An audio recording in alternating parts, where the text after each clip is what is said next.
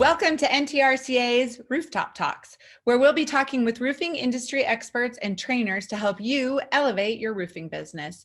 I'm Karen Vermaire Fox, the longtime NTRCA Executive Director, and today we're talking with John Kenney, Chief Operating Officer of Cotney. Welcome, John, and thanks for being here. Thank you, Karen. It's my pleasure to be here. It's good to see everyone today and get a chance to talk about our industry, which I always love to do. I love that. The best part of all of this is John is our current Elevate Safety Training trainer. Monthly, he joins NTRCA members for a safety call and helps everybody make sure that their companies, their employees, and their people stay safe. Now, before we start talking, little legal, language, because we always have to put that in there to cover both me and John. Our conversation is not legal expertise. It will not cover you if you do anything wrong. You should still talk to an attorney or anybody else who's an expert in the roofing field to make sure that you are doing things right. All right, with that out of the way, John, tell us a little bit about your experience in roofing and the construction industry and how you came to work for Cotney. Sure. Well, you covered a good deal in the bio. Did an excellent job on that. So I did start out in the Northeast, a family business. My grandfather started that business in 1924, went passed down to my dad. So I'm actually third generation in the roofing industry. Cool. My dad and I were in business together along with some other family members. And then really in a nutshell, what happened through all of it, we were a union company. And my dad had got into an car accident in the late 90s, mid to late 90s. And he ended up having a stroke from the accident. He's still good. He's all around. But by doing that, that's what created the move for me to go to Florida. So that's why I wanted to get that in. So without having my dad with me, it was very difficult to run a family business when you really depended on just a few people. So with that being said, I had a lot of three young children at the time.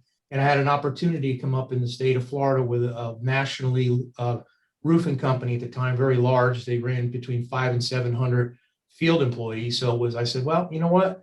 This is a great opportunity. We're ready to move. We're ready to move on, see what's going on with the state of Florida. How do you beat it? It's sunshine. I come from New Jersey. It's, gloomy most of the year once you get in from October on. So we came down, moved, enjoyed that position. And again, I just always have loved the roofing industry. At the time when we moved to Florida, that's where I really transitioned more of a hands-on business owner, still working in the field, to coming into more of a corporate. In 1999, that was more of a corporate position. Started in the estimating department, and with New Tech, I worked up to vice president of the Southern Division. And then I went on to two other top 100 companies after that, before I consider my retirement from roofing and moving into this side of the business. So sure. How I actually got involved with Cotney is Trent Cotney has been a personal friend of mine for over 20 years. I was one of the first people that I met in the state of Florida when I moved down at a West Coast Roofing Contractors Association meeting. Trent was fresh out of law school into his first or second year of practice, and we just met at a meeting and hit it off from there. So this opportunity came where I was ready to do something different than hands-on running companies. And we came together, and our idea was, when you think about it, Cotney Attorneys and Consultants, most construction and roofing companies, if they have legal issues, a lot of that stems from having business operational problems. There's always going to be that outsource where you're going to get involved in a lawsuit that you can't control. No different than if you get in a car accident. That's life. You have to deal with those things. Yeah. But a lot of it's preventable. So that was our goal, to get out there in the industry and get as much information out there as we could, and work with as many people as we could to make things better, make it better for the industry, make it better for their companies. And that's how we're doing it. And that's what we're doing today. Well, we are thankful that you're helping us do it in North Texas. So happy. I love it. Love working with you guys. We're super glad you're here. So our members get to hear you once a month, like I said. And I have to say that right now, currently, the women contractors are doing a better job of getting their employees to your safety trainings than anybody else. So shout out to, women in roofing. We want to get more people listening to your calls. So do a little pitch for us. Why should anybody care about safety and be on these calls? Well, a couple of things I want to start out with. Absolutely, I agree with you. Shout out to the women in roofing.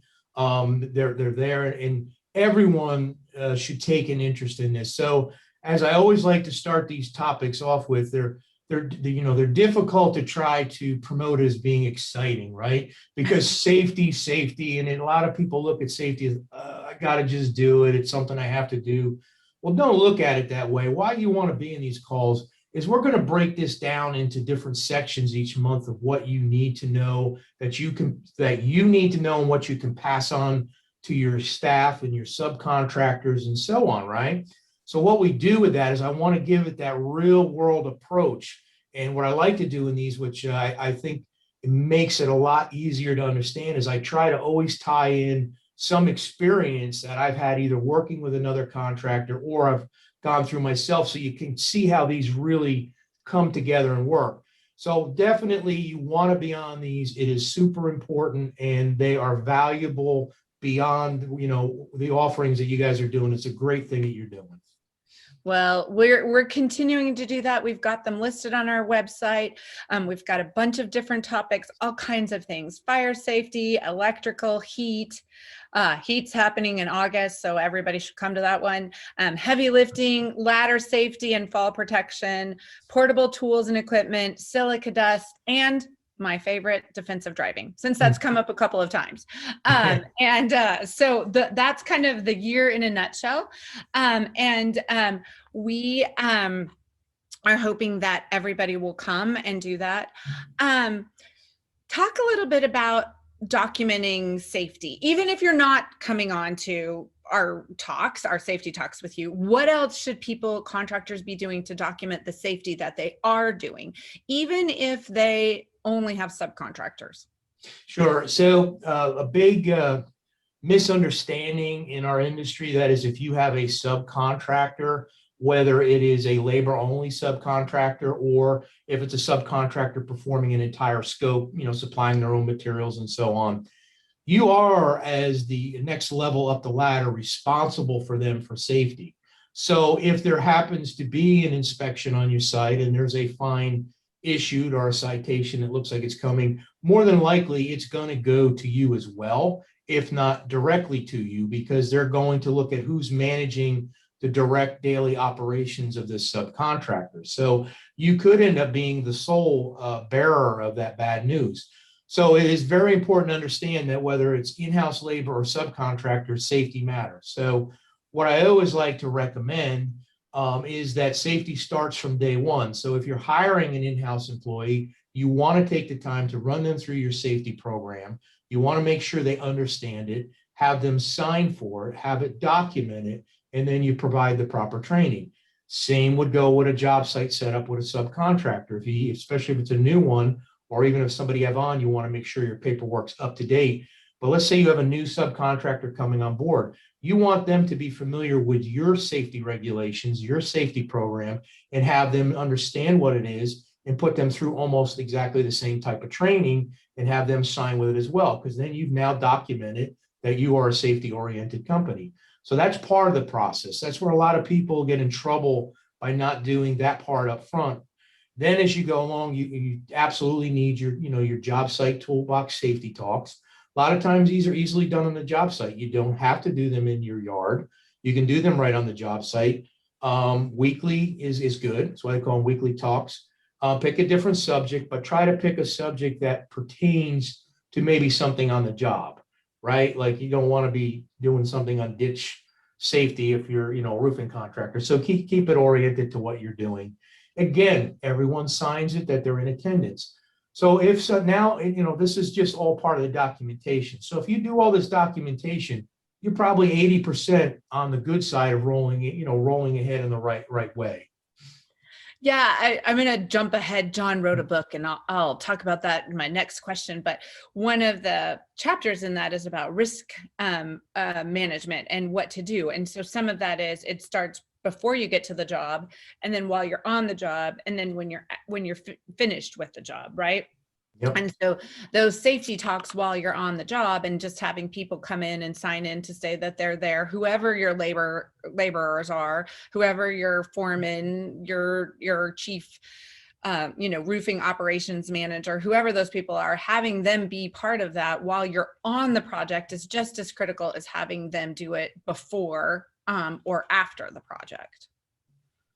No, correct. Just jump in it. You look. I love statistics. Data is my life, right? Right, sure. So there's a study that's been out there, just done recently a couple times, which was no surprise to me. I found the facts to be spot on. That going back in the roofing industry into the 70s and even 80s, compared to today, the amount of percentage of death rates and the amount of severe injuries. Now we're not talking about the fines given out. Actually, talking about roofers getting hurt or dying has increased a sufficient amount.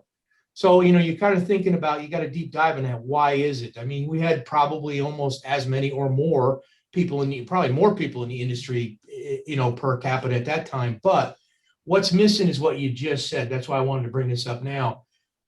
I think today we depend too much on the safety equipment and everything that we have, where we didn't have a lot of that then. That was still coming in. But what we had was common sense, paying attention, and we always had a safety huddle before it was mandatory to have a safety huddle to review the safety hazards, or just commonly what we're going to do on the job, and how, you got to open holes, you got to make sure they're covered, you're working near the edge, those things. That's one of the most important things today, is continue that communication trend with either your subcontractors or your in-house labor, your supervisors, anyone touching a job, so they're fully aware. It's mentally gets bored into your head that you're going to be aware of those dangers. That's what will slow down the amount of accidents we're seeing. We did a defensive driving class, maybe like 6 or 7 months ago. And I was kind of like, oh, I don't know if we really need this. It made a huge impact on me. And I've thought about that class for the last 6 months. And I can understand why you need one every year. Yep. Just to remind yourself, and I don't even have to get on a roof, right? And so I can understand why that is super important. And I think we get comfortable, you're right, in the safety equipment. We think we've done it. It seems rote. Nobody likes it.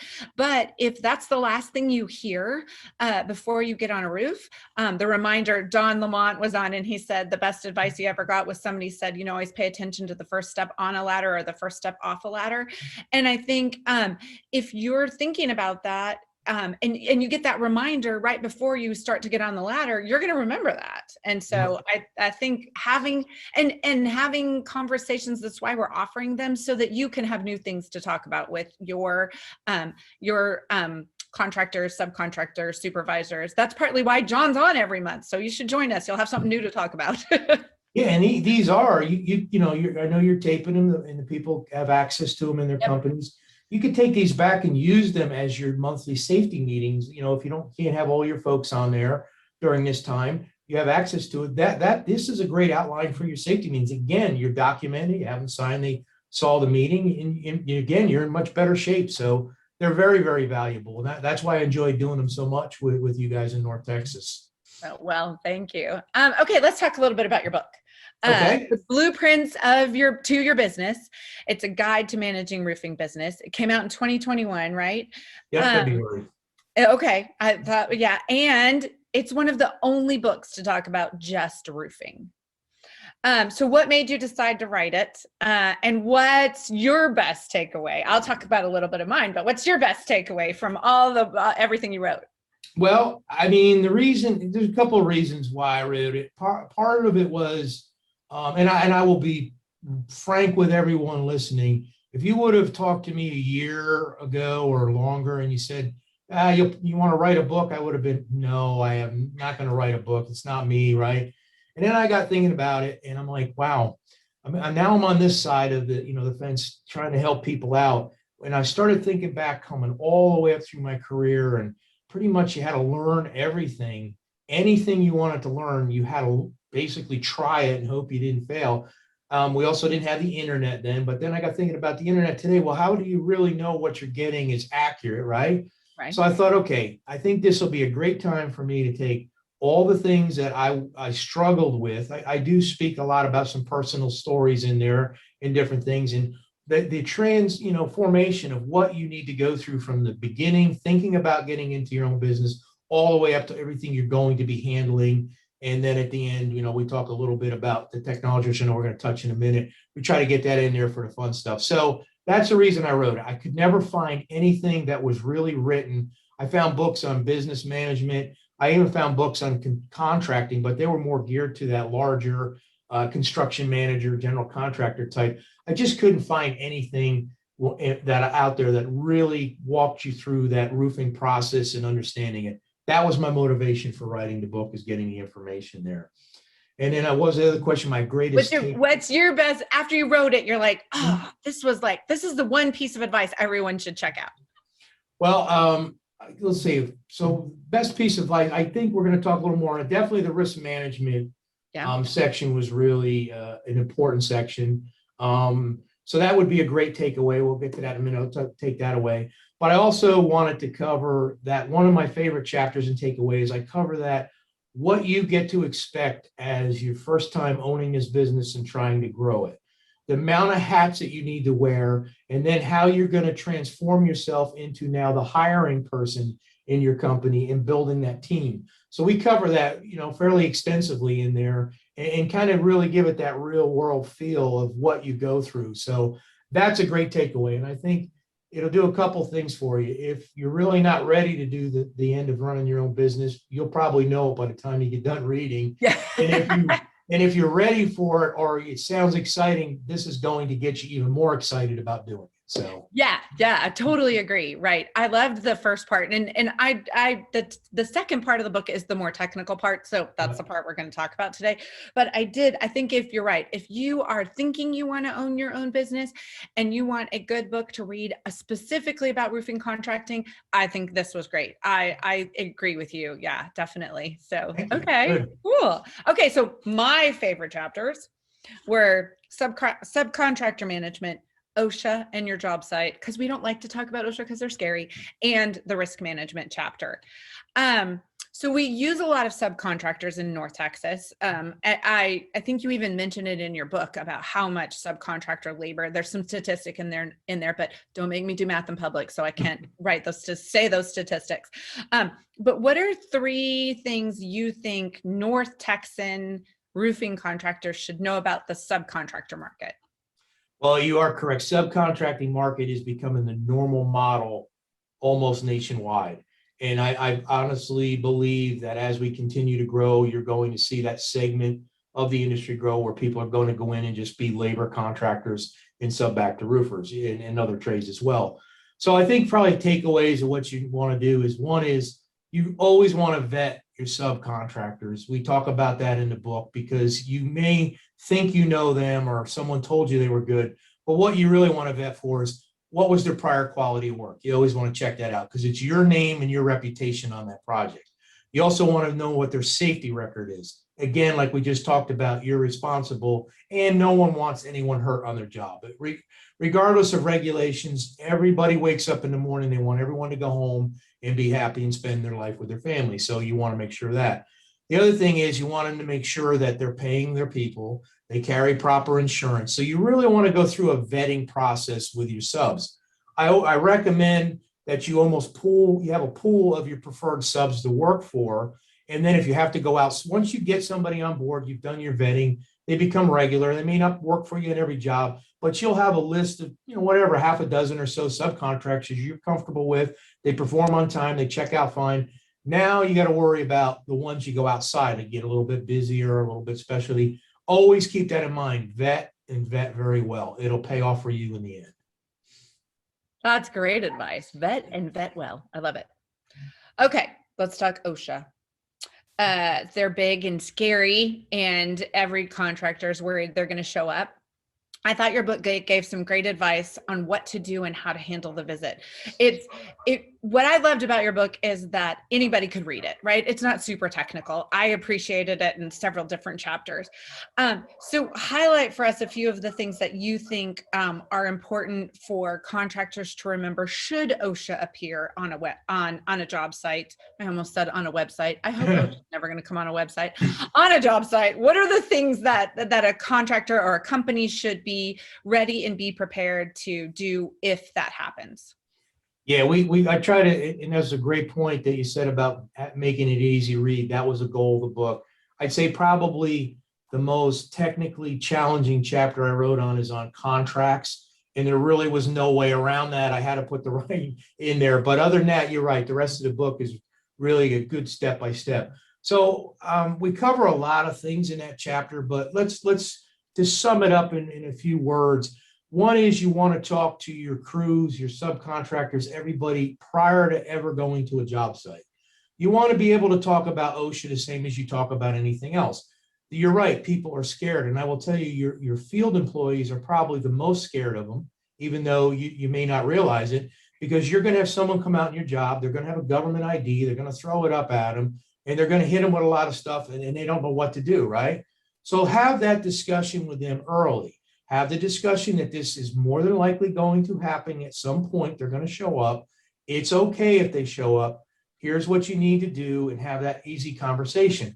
A couple of things, tips. One is you don't have to have them do an inspection. You can make them wait till you have a supervisor come out on site, right? So if you have a foreman or somebody you feel that may not be to the extent of handling this the correct way or getting overly nervous, then tell them, look, we want to know immediately in the office if OSHA shows up. Your first job is to say, Mr. Inspector, all due respect, let me call my office before this inspection starts. You get a supervisor on the phone. They go on with OSHA. They can tell them, look, I'm 35, 40 minutes from the job site. I'd greatly appreciate if you wait. They do have to wait, as long as it's reasonable. You can't tell them I'm not going to be there for a day. It's not going to work.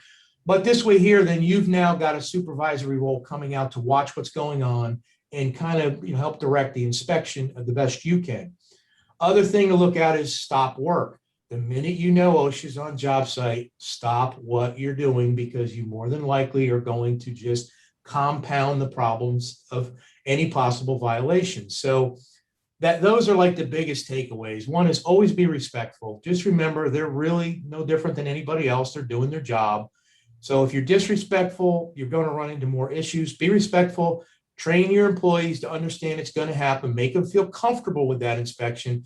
And then whenever possible, have the inspection not start till you can have somebody in a supervisory position out there to go ahead and do it. That's great advice. I think the OSHA, overall, their job is to keep people safe, right? We know the greatest amount of people who die is from falls.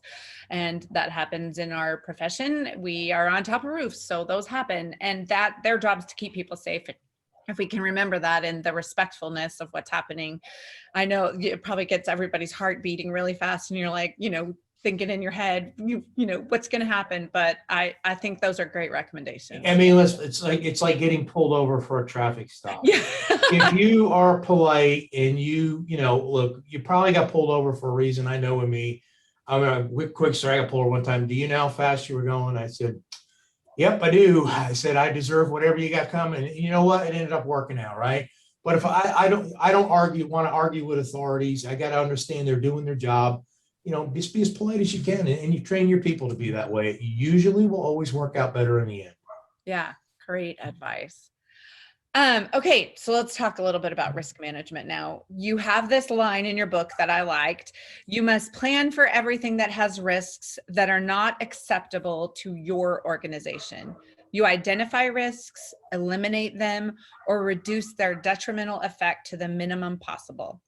I know we could spend 6 hours on this topic. I also know we could spend 6 hours on contracts, which is why I didn't even bring up that chapter. We'll do that another day. Give our viewers a few takeaways here about risk management. So risk management, again, I thought this was an extremely important chapter to put in there. We teach it. We work with contractors on it. So really what you got to understand, risk management's not about managing the risk after something goes wrong. A lot of people think that. risk management is being prepared for something as well as you can be to prevent it from happening. You're always going to have something that's going to happen. So example, best thing is to do pre-planning and process. So you want to analyze your own company. You want to, step back and look at what you do well and what you don't do well. That's part of risk management. Risk management also starts at the bidding process. All right. So if you're asked to bid on a project and it's outside of your normal wheelhouse, then you should have some sort of system in place. And what I mean is it's not a major, but mental system written out that if your estimator, whoever's in charge of that process of the funnel comes in and this is outside your wheelhouse, that should put up the first flag that someone needs to take a look before we even bid it to make sure we're capable of doing it, right?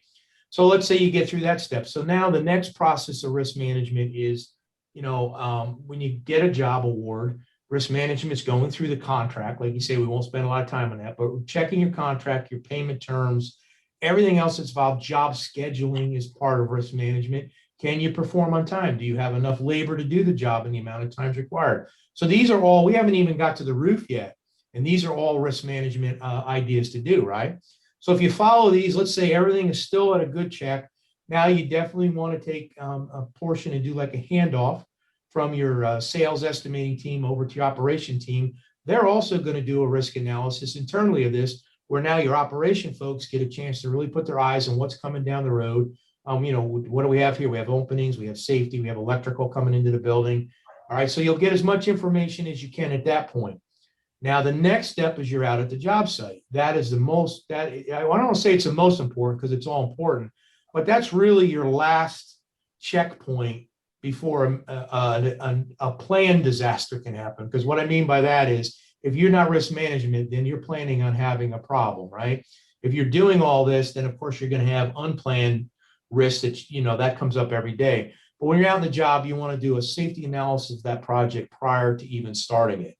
You want to make sure, you got your operations, your foreman, and whenever possible, if you've had a salesman or an estimator look at the job, make sure they're with you so that he can say, oh yeah, I remember this. This is what I pointed out.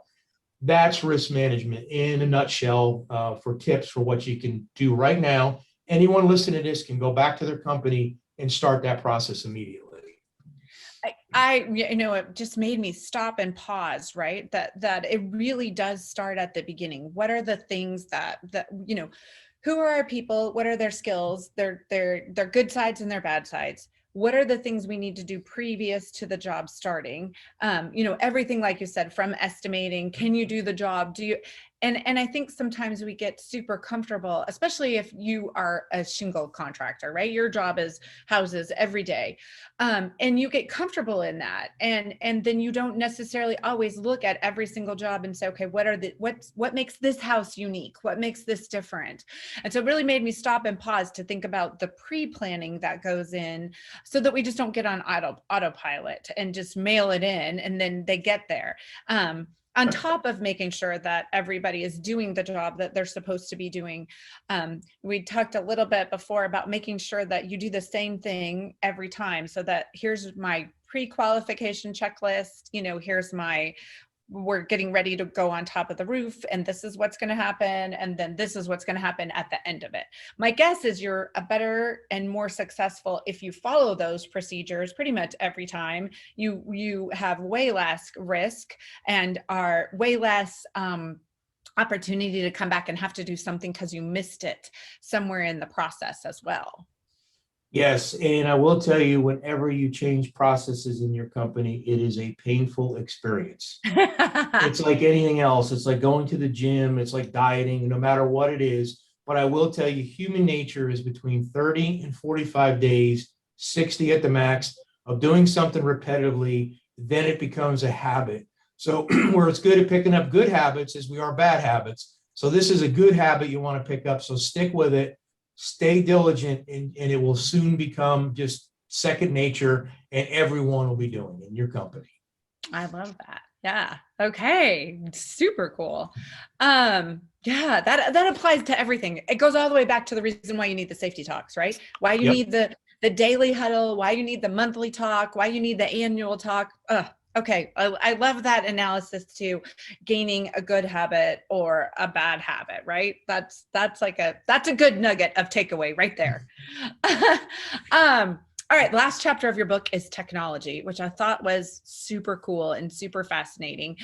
Two things that stuck out to me were the ideas behind 3D printing and blockchain, which I know we think about as really cryptocurrency, but skip that part and educate everybody a little bit about blockchain and a little bit about 3D printing. And if you want to add any other cool thing that I didn't pick up on, but I thought those two things were really fascinating to think about.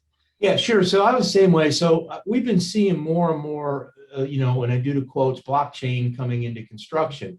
And blockchain, a lot of people, it does involve cryptocurrency, but that's such a small part of it. So even if you take that completely out of it, blockchain is the way construction is going to end up developing in the future for security and speed, right? So as a contractor, what you're going to start seeing. So just imagine this, even if you're, say, blockchain theory in residential, if you're doing houses, so what would happen is you'd be sending a secured contract back and forth, with all your paperwork would be done through this secured network that no one can hack into. It doesn't get lost in email. You're basically direct communication between parties.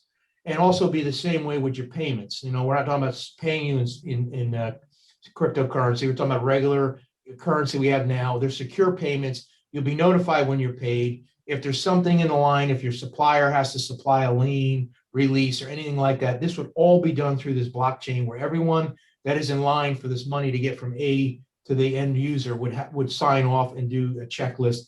It's really amazing. It's hard for me to get it any simpler than that, but I can tell you this is a process that started really coming in the late 90s, early 2000s. It's kind of been slow and lagging, but the pandemic has done a lot for technology. It's really boosted things going into the future.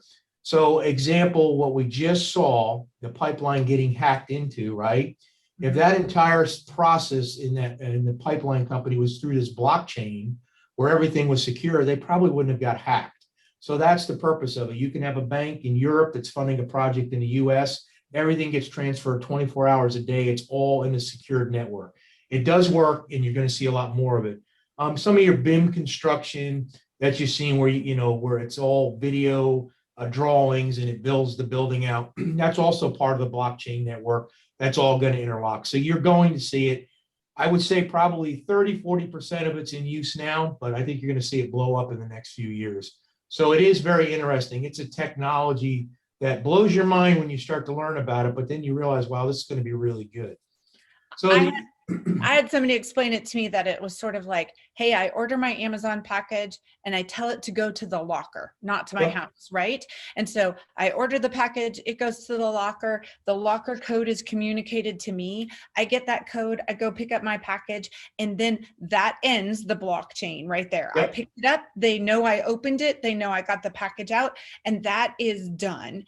But there is a proof of command, a chain of command that proves that the package left, it went to the box, I picked it up. And so you have that in there in terms of like risk management too, right? Yes, it was there and it was picked up. And that was a really simple example to me where I was like, okay, that makes total sense. And then you apply that back to contracts, money delivery, supply delivery, any of those things that we struggle with right now, that chain of command is going to be in there. And you can't undo it. It's not like it stays in there. You can't lose a piece of paper, right? It just exactly stays right there.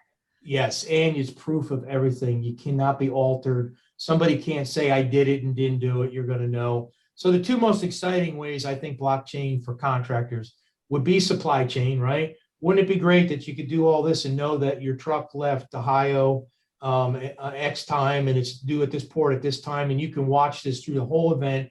And if so, it's updated, somebody's accountable for all that. And then blockchain will definitely shorten the amount of time to get paid.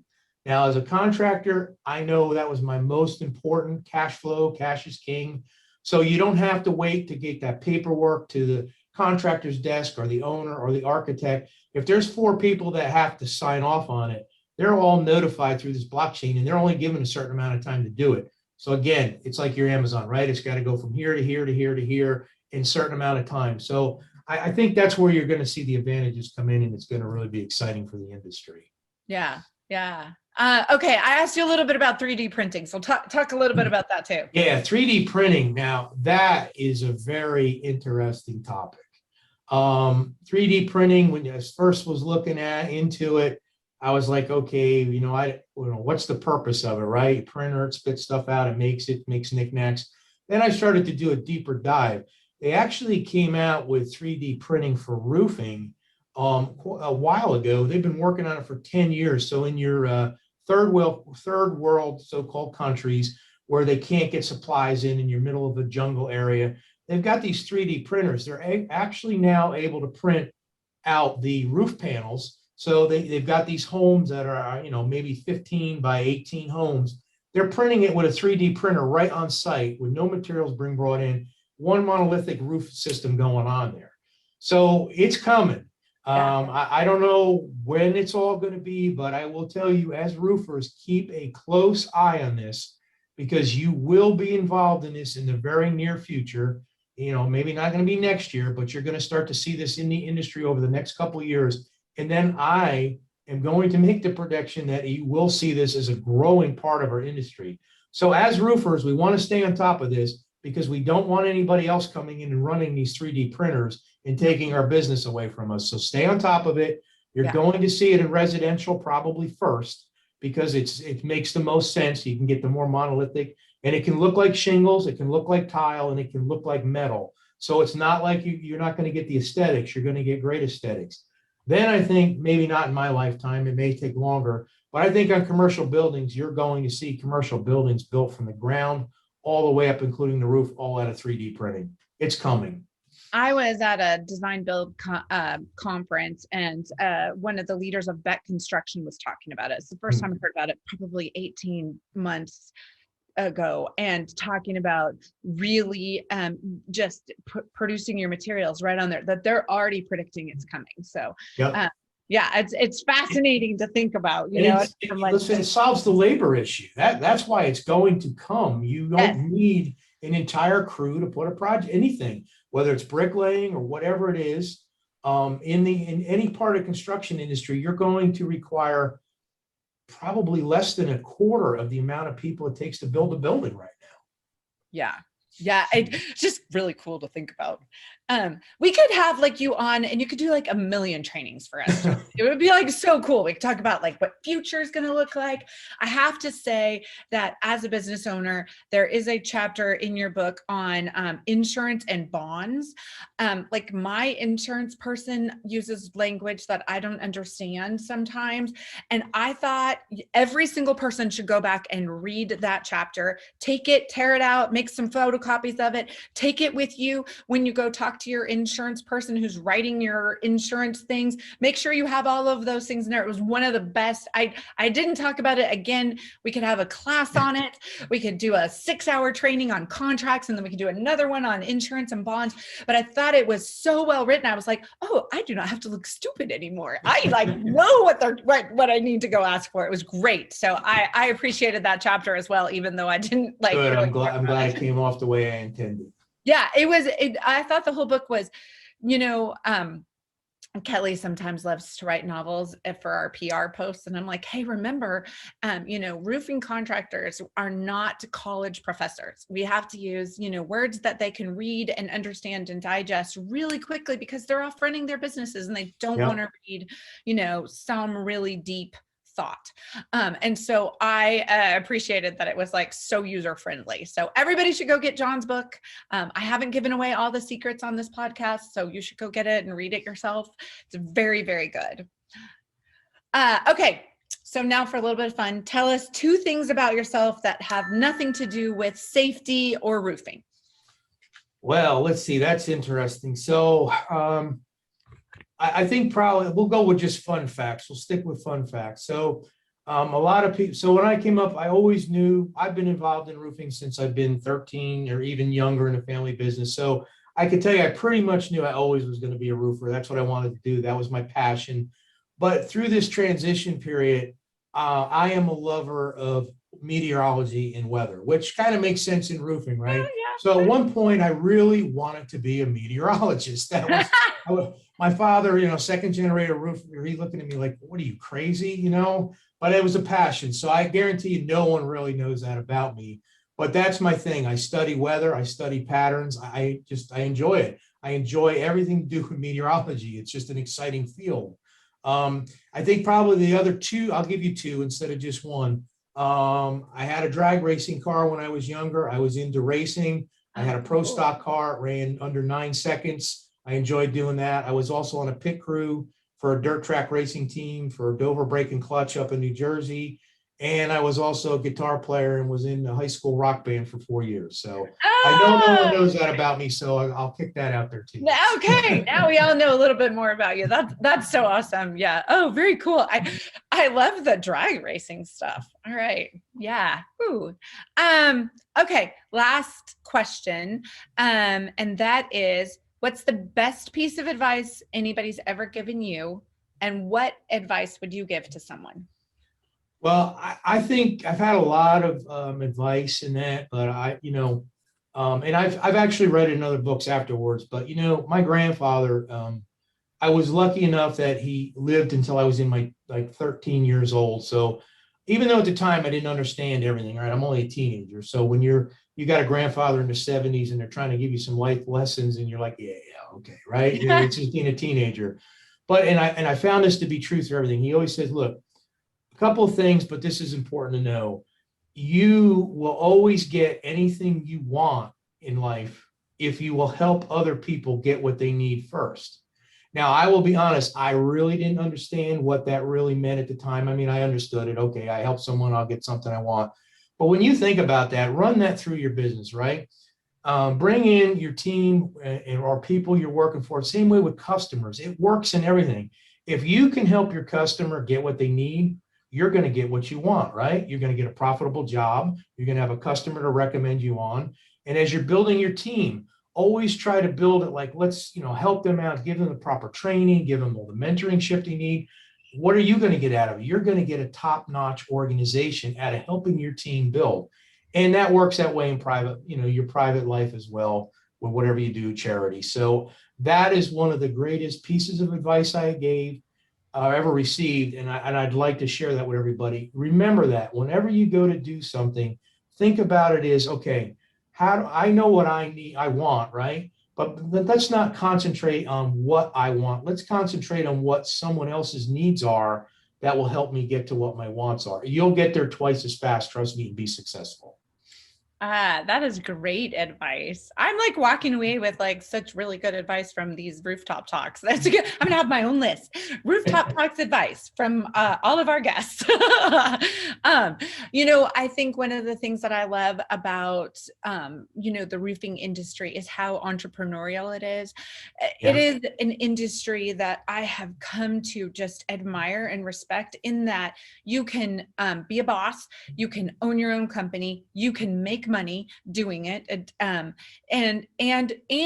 you can give people what they need: good roofs over all of their stuff, be it their office stuff or their home life stuff.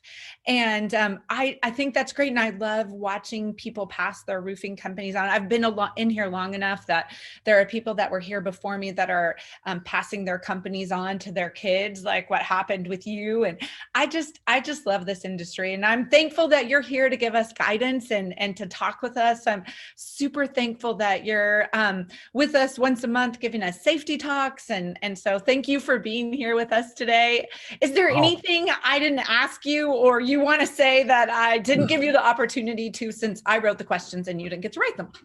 Well, I honestly, I think we covered a lot. And I appreciate you. Great questions. I think we got a lot of great information out there. I enjoyed being here today. Always enjoy, talking with your group. And I look forward to the rest of the meetings we have for the year, and growing and building upon that relationship. I guess just in closing, I agree with what you said about the industry. I love this industry. I've been in it my whole life. I couldn't think of doing anything else. I love working with contractors, the pride and the giving and the charity that's in this industry is better than any other industry I've ever seen. And you're right, nothing better to know that you've kept somebody's house dry, you kept somebody's building dry. But I will tell you, when there's a disaster or someone's in need, you can pick up the phone and you can call your competitors and they'll be right there with you, helping get that charity roof on. That's what I love about this industry. Okay, you're gonna make me cry. But I agree that it's the most giving industry. Yes, I agree. Absolutely. Thank you for being here. I know that in post-production, there's going to be a little thing with your book and how to get a hold of Trent. And so that'll be following here. And we look forward to seeing you for our next safety talk. Thank you so much. Look forward to being there. Thank you.